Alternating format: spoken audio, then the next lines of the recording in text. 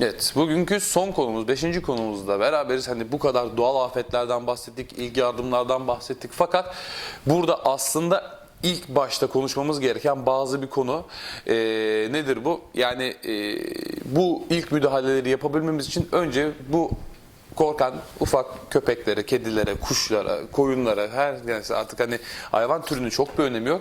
Müdahale edebilmemiz için onlara yaklaşabilmemiz önemli. Şimdi bir doğal afet var ve etrafta gürültüler, patırtılar, her tarafta koşan insanlar, bir ses var, stres var ki bırakın hayvan türlerini, yani burada insanlar da, ufak çocuklar dahi korkup annelerinden babalarına bile yabanilik gösterebiliyorlar. Burada hayvanları biraz anlayışla karşılamamız lazım. İşte mesela sakın şunu demeyin, mesela ben 10 yıldır bir evin sakiniyim ve evde bir deprem oldu. Sokağa attık kendimizi. Kapımın önünde benim 10 yıldır beslediğim bir köpek var ve bu köpek beni çok seviyor. Her gün ona yemek veriyorum, su veriyorum. Zannedip ona 7/24 müdahale edebileceğinizi zannetmeyin. Acı, ağrı, korku, stres, bunlar çok büyük köpeklerde problem yaratan konulardır. Çünkü bazı hormonların etkisiyle beraber gerçekten adrenalin çok farklı bir hale getiriyor burada kedileri, köpekleri. 10 yıldır tanıdığınız köpeğin eğer ayağında bir kırık, bir yaralanma veya korku varsa ona müdahale ederken bile size saldırma, ısırma şansı var. Burada ricam hasta sahiplerinden, hayvanseverlerden de burada köpeklere, kedilere yaklaşırken birazcık temkinli olmakta fayda var. Şimdi mesela bir örnek vererek anlatalım. Benim 10 yıldır baktığım bir köpek. Ben bu binada oturuyorum ve bina yıkıldı. Köpek de kapıda. Bir şey oldu ve bir yere kaçtı, saklandı. Saklanan bu köpeğe benim yaklaşabilmem için kuytu bir yere girdiyse bırakın kalsın orada. Yani bu sefer ayağında bir yara var, bilmiyorsunuz, kırık var, bilmiyorsunuz. Tutup çekiştirme, işte zorla oradan çıkartma işlemlerine girerseniz gerçekten kırık varsa kırığı büyütürsünüz, yaralanma varsa yarayı daha da büyütebilirsiniz.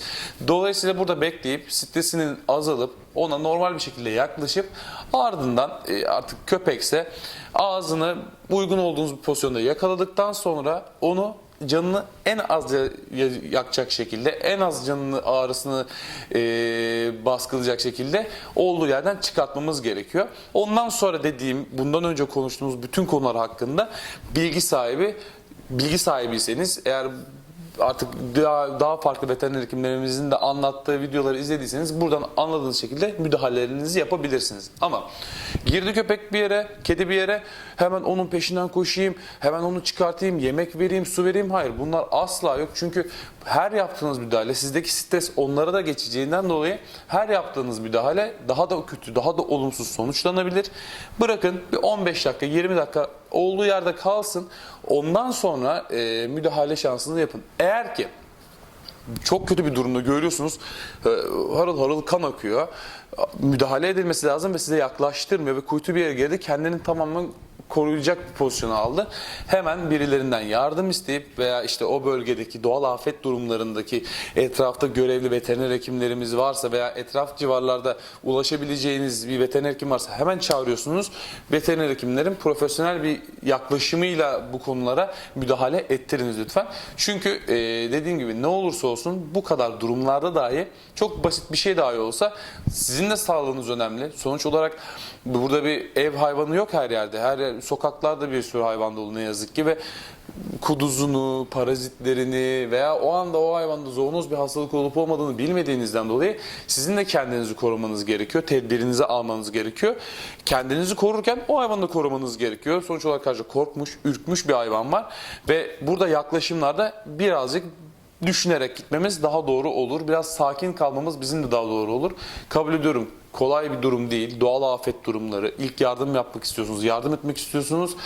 Ama birazcık bu konuda yardım edebilmek için önce bizim sakin olmamız lazım. Ardından bu köpeklere, kedilere yardımını düşünmemiz lazım. Çünkü bir can kurtaracağım diye kendi canınızdan da olmamanız gerekiyor tabii ki.